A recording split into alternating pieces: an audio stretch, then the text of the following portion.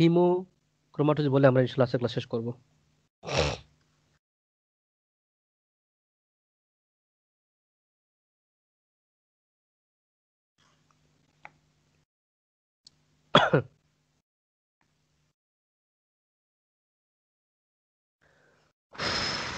হ্যাঁ, মাথা ঘুরে?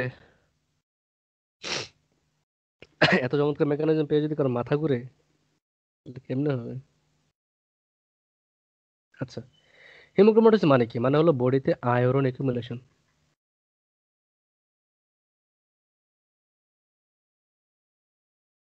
তাহলে আয়রন একুমুলেশন হওয়ার আগে আমাকে একটু আয়রনের অ্যাবজর্পশন পড়তেই হবে, তাই না?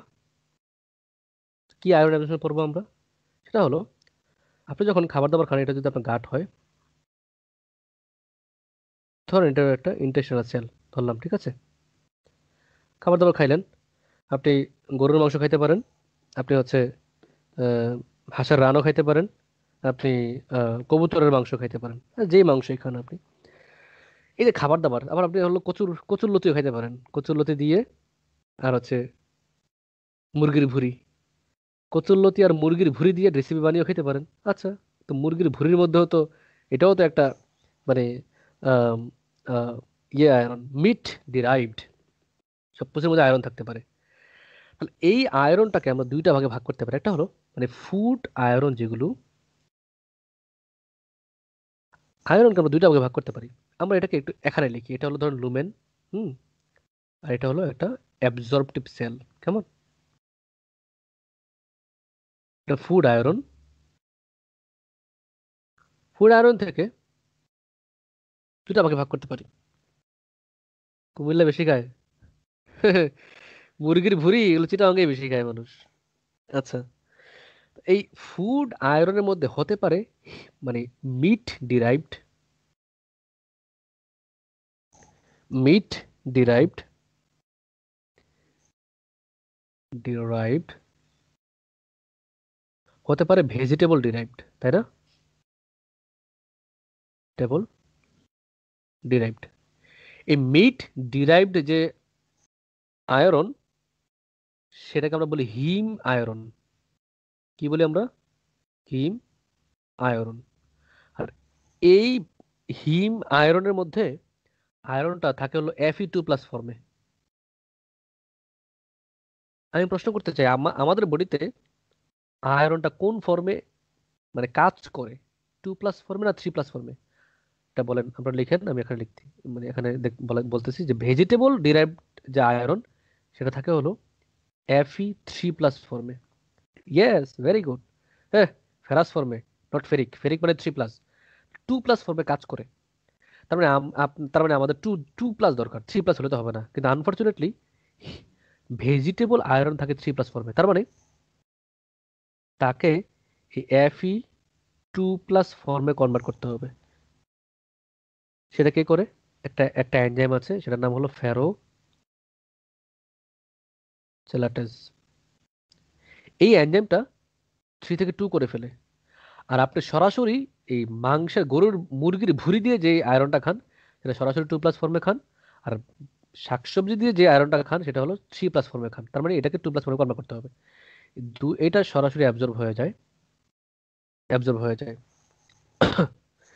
এই ভেজিটেবলের যে আয়রন, সেই আয়রনটা অ্যাবজর্ব হয়ে একটা ট্রান্সপোর্টার দিয়ে, তার নাম হলো divalent metal transporter, DMT, divalent metal transporter, DMT one, DMT 1 transporter, DMC না কিন্তু, আবার ডিএমটি।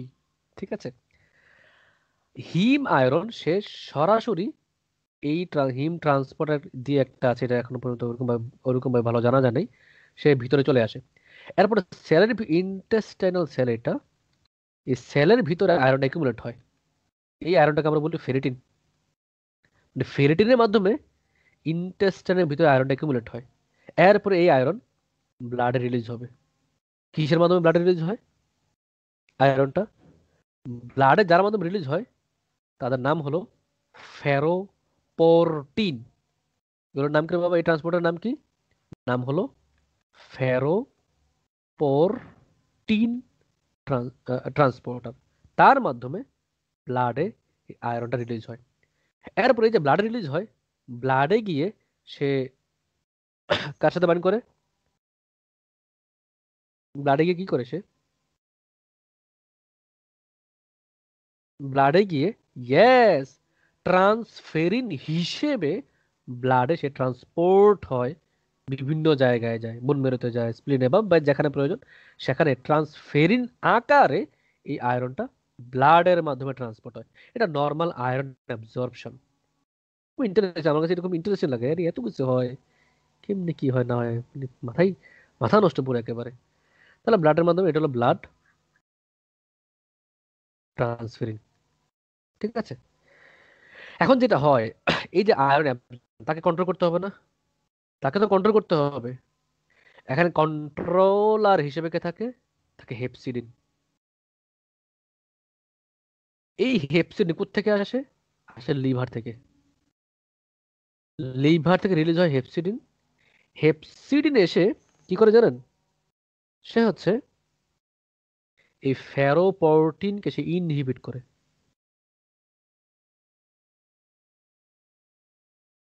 ইনহিবিট করে, ফেরোপরটিনকে ইনহিবিট করে, ঠিক আছে।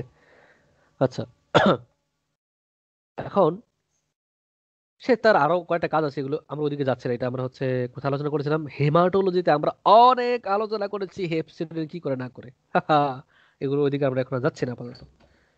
যেটা হয় সেটা হলো, এই যে লিভারের মধ্যে একটা জিন থাকে, তার নাম হলো HFE জিন।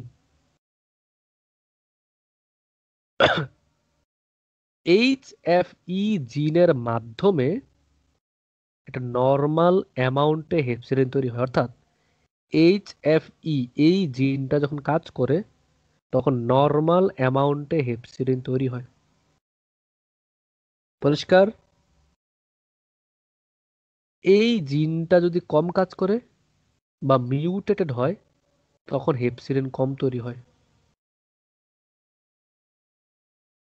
ঠিক আছে। আমার আপনার বডিতে HFE জিনের মাধ্যমে হেপসিডিন তৈরি হয়। HFE জিন মিউটেটেড থাকলে আমার বডিতে কিন্তু হেপসিডিন তৈরি হবে না। বাবারে, হেপসিডিন যদি কম থাকে, তাহলে এই যে ফেরোপোরটিন, এগুলো কি থাকবে, এগুলো কি ইনহিবিটেড থাকবে? এইগুলো ইনহিবিটেড থাকবে না, না, না। তখন কি হবে, এই যে আয়রন অ্যাবজর্ব হচ্ছে তো হচ্ছে তো হচ্ছে, সব হচ্ছে ব্লাডে রিলিজ হবে, বডিতে আয়রনের পরিমাণ অ্যাবনর্মালি ইনক্রিজ থাকবে। হেপসিডিন না থাকলে ফেরোপরটিনের আপ রেগুলেশন হয়, আপ রেগুলেশন অফ ফেরোপরটিন। কি হবে, আয়রন অ্যাবজর্পশন বেশি বেশি হবে। এই আয়রন তখন তখন আলটিমেটলি যাবে হলো ব্লাডের মাধ্যমে চলে যাবে লিভারে। বডিতে অনেক অনেক আয়রন থাকবে, ঠিক আছে। আবার এই হেপসিডিন না থাকলে এই যে এখানে ডিএমটি ট্রান্সপোর্টার আছে না, ডিএমটি, এই ট্রান্সপোর্টারেরও আপ রেগুলেশন হয়। দেখেন কত কিছু করে। তাহলে কি হবে, বেশি বেশি আয়রন অ্যাবজর্পশন হবে, বেশি বেশি আয়রন রিলিজ হবে, বডিতে আয়রন একিউমুলেট হবে। নর্মালি নর্মালি যেটা হয় সেটা হলো, HFE এই যে জিনটা, এই এই যে প্রোটিনটা, এই জিন থেকে তো প্রোটিন তৈরি হয়, তাই না। তো নর্মালি এই প্রোটিনের 282 নাম্বার যে অ্যামাইনো অ্যাসিডটা আছে, সেই অ্যামাইনো অ্যাসিডটার নাম হলো সিস্টেইন। সিস্টেইন। যদি এমন হয়, এই জিনের মধ্যে এমন মিউটেশন হয়েছে, যেই মিউটেশনের কারণে আপনার এই সিস্টেইনের জায়গায় টাইরোসিন চলে আসছে, টাইরোসিন থাকার কথা সিস্টেইন, হয়ে গেছে টাইরোসিন, ব্যাস, কাম হয়ে গেল। তখন কি হবে, হেপসিডিন তৈরিটা কমে যাবে, আলটিমেটলি আয়রন অ্যাবজর্পশন বেশি হবে। এই আয়রন বডির বিভিন্ন জায়গায় গিয়ে জমা হবে, যেখানেই জমা হবে সেখানেই ফ্যান্টন রিঅ্যাকশনের মাধ্যমে কি তৈরি করবে, ফ্রি রেডিক্যাল। ওইসব ফ্রি রেডিক্যাল আলটিমেট ওই একই মেকানিজমে, কপার যেভাবে কাজ করলো ওই একই মেকানিজমে তারা হলো সেলুলার ডিসফাংশন করবে। আয়রন সব জায়গায় জমা হয় না, কিছু স্পেশাল কিছু এফিনিটি আছে, স্পেশাল কিছু জায়গা আছে যেই সব জায়গায় আয়রন জমা হয়। ঠিক আছে, যেমন কোথায় কোথায় জমা হতে পারে, যেমন হলো লিভারে জমা হয়, জমা হয়ে হবে সিরোসিস, যেমন জয়েন্টে জমা হয়, হয়ে হবে আর্থ্রাইটিস, যেমন প্যানক্রিয়াসে জমা হয়, প্যানক্রিয়াসের টেইলে যখন জমা হবে তখন বিটা সেলের ডিসফাংশন হবে, ইনসুলিন তৈরি হবে না, এজন্য হবে ডায়াবেটিস মেলাইটাস। ঠিক আছে, তারপর যেমন হচ্ছে আপনার পিটুইটারি গ্ল্যান্ডে, পিটুইটারি গ্ল্যান্ডে জমা হতে পারে, পেশেন্ট হবে প্যান হাইপোপিটুইটারিজম, প্যান হাইপো পিটুইটারিজম, মানে ওই যে এসিটিএস, এলআইস, এফএসএস, থাইরয়েড হরমোন সবই কমে যেতে পারে। এই আয়রন জমা হবে গোনাডে, পেশেন্টে কি হতে পারে, হাইপোগোনাডিজম, হাইপোগোনাডিজম হয়ে যেতে পারে। ঠিক আছে, ঠিক আছে। এখন আপনি দেখেন তো, এই সব জায়গায় আমি কোনো নিউরোলজিক্যাল প্রবলেম বলছি? নিউরোলজিক্যাল, ট্রেমর, বা হলো পার্কিনসন লাইক ফিচার, বা অ্যাথেটোসিস, কোরিয়া, ডিস্টোনিয়া, সেরেবেলার সিমটম, এগুলো বলছি একটাও? একটাও কিন্তু বলি নাই, একটাও বলি নাই। তার মানে মনে রাখতে হবে, উইলসন ডিজিজে নিউরোলজিক্যাল সিএনএস ম্যানিফেস্টেশন থাকবে, হিমোক্রোমাটোসিসে থাকবে না, থাকবে না, থাকবে না। তারপর এই আয়রন হার্টে জমা হতে পারে, হার্টে জমা হয়ে করতে পারে রেস্ট্রিকটিভ কার্ডিওমায়োপ্যাথি, করতে পারে ডাইলেটেড কার্ডিওমায়োপ্যাথি। আমরা কি বলেছিলাম? কার্ডিওলজিতে অবশ্যই বলেছি। কি কি করতে পারে? করতে পারে রেস্ট্রিকটিভ কার্ডিওমায়োপ্যাথি, করতে পারে ডাইলেটেড কার্ডিওমায়োপ্যাথি। ঠিক আছে, তারপরে কিছু কিছু আয়রন লাভার আছে, কিছু কিছু আয়রন লাভিং অর্গানিজম আছে যারা আয়রনকে লাভ করে, অনেক লাভ করে। এইরকম তিনটা অর্গানিজম আছে, নাম হলো লিস্টেরিয়া, নাম হলো ভিব্রিও ভালনিফিকাস, নাম হচ্ছে ইয়ারসিনিয়া। দেখা গেছে যাদের হিমোক্রোমাটোসিস আছে ওদের ক্ষেত্রে এই তিনটা অর্গানিজম দিয়ে বেশি বেশি ইনফেকশন হয়। এরপরে সায়েন্টিস্ট দেখলো যে এই তিনটা অর্গানিজম আয়রনকে খুব পছন্দ করে, মানে আয়রনকে খায়, তারা আয়রনের মাধ্যমে তারা তাদের মেটাবলিক ফাংশন তারা করতে পারে। ঠিক আছে, আচ্ছা। তারপরে আরেকটা ইম্পর্টেন্ট কথা হলো যে হিমোক্রোমাটোসিস ইউজুয়ালি মোর দেন 40 ইয়ার্স পেশেন্টদের হয়, 40 বছরের বেশি থাকে পেশেন্টের বয়স। উইলসন ডিজিজ থাকে হলো বিলো 40 ইয়ার্সই তার প্রেজেন্টেশন হয়ে যায়। ট্রিটমেন্ট কি রে বাবা? ট্রিটমেন্ট হলো ওই যে আয়রন চিলেটিং এজেন্ট দেবো। আয়রন চিলেটিং এজেন্টের নাম কি? ডেফেরাসিরক্স, ডেফেরাসিরক্স। তারপর হচ্ছে ডেফেরোক্সামিন, আয়রন চিলেটিং এজেন্ট। ভাই আয়রন প্রোফাইল কি পাবো আমি ইনভেস্টিগেশন করলে? ডেফিনেটলি আমি আয়রন বেশি পাবো, এক নম্বর কথা। দুই নাম্বার কথা হলো এই যে আয়রন বেশি, তারপরে আয়রন কি পাবে? আয়রন বেশি, তাহলে আয়রন আমরা ফেরিটিনও বেশি পাবো, কারণ ফেরিটিন হচ্ছে আয়রনের স্টোরেজ ফর্ম। তাহলে আয়রন বেশি মানে স্টোরেজ ফর্ম বেশি থাকবে। তিন নাম্বার, ফেরিটিন যখন বেশি থাকে, আমরা কিন্তু কথাটা বলেছিলাম যে liver always sense the level of ferritin. Ferritin যদি বেশি থাকে লিভার মনে করে ও মা গো, আয়রন আয়রন অনেক বেশি, কি করবে সে? ট্রান্সফারেন্ট কমিয়ে দিবে, ট্রান্সফারেন্ট কমিয়ে দিবে। ট্রান্সফারেন্ট মানে কি? Iron transporter. না, আয়রন যদি এত বেশি আছে আমার ভাই আয়রন আর ট্রান্সফার করার দরকার নেই। তো ট্রান্সফারেন্ট কমা মানে কি? টিআই বেশি কমে যাওয়া। এগুলো আমরা নতুন যারা ভয় পাওয়ার কোনো দরকার নাই, আমরা এগুলো আপনারা যখন হেমাটোলজি পড়বেন তখন ইনশাল্লাহ আমরা অনেক অনেক আলোচনা করব। আমরা কম পাবো এই ট্রান্সফারেন্ট কম পাবো না? কার কাছে কি মনে হয়?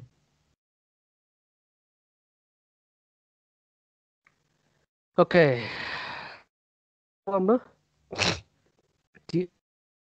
স্যাচুরেশন, পার্সেন্ট স্যাচুরেশন মানে কি? কারণ ডিভাইড বাই টিআইবিসি আমরা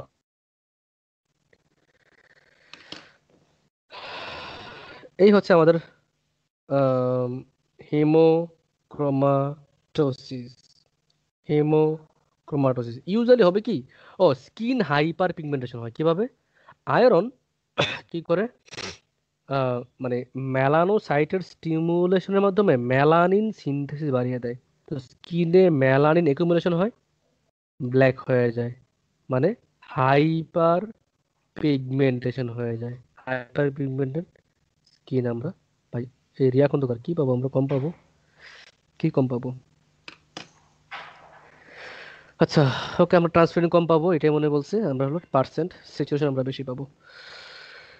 এই হচ্ছে মোটামুটি আমাদের হিমোক্রোমাটোলজির কথাবার্তা। Very very high yield, very very high yield। আচ্ছা, তারপরে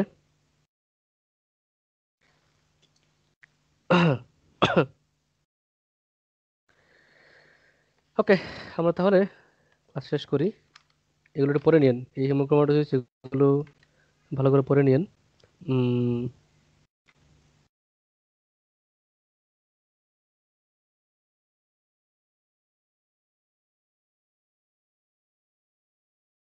মনিরা যে কথাটা বললো, এই সিডারল বাস্টিকের এই আয়রন দিয়ে হিমোক্রোমাটোলজি হতে হলে অনেক আয়রন লাগবে, এই আয়রন দিয়ে আসলে হয় না।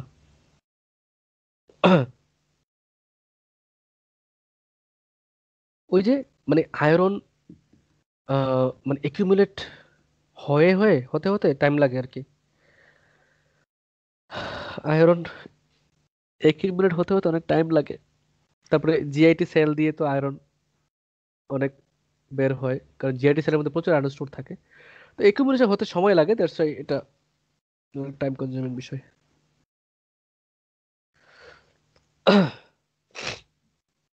ওকে, তাহলে সবাইকে ফামির আপু, এটা হলো একটা ভগ্নাংশ আর কি, যে পার্সেন্ট স্যাচুরেশন মানে হলো serum iron divided by TIBC. এখানে আয়রনও বাড়তেছে, উপরেটা বাড়তেছে, আবার নিচেটা কমতেছে, এই জন্য এটা অনেক বেশি পাওয়া যাবে। ঠিক আছে, ওকে তাহলে পড়ুন, ভালো করে পড়াশোনা করুন।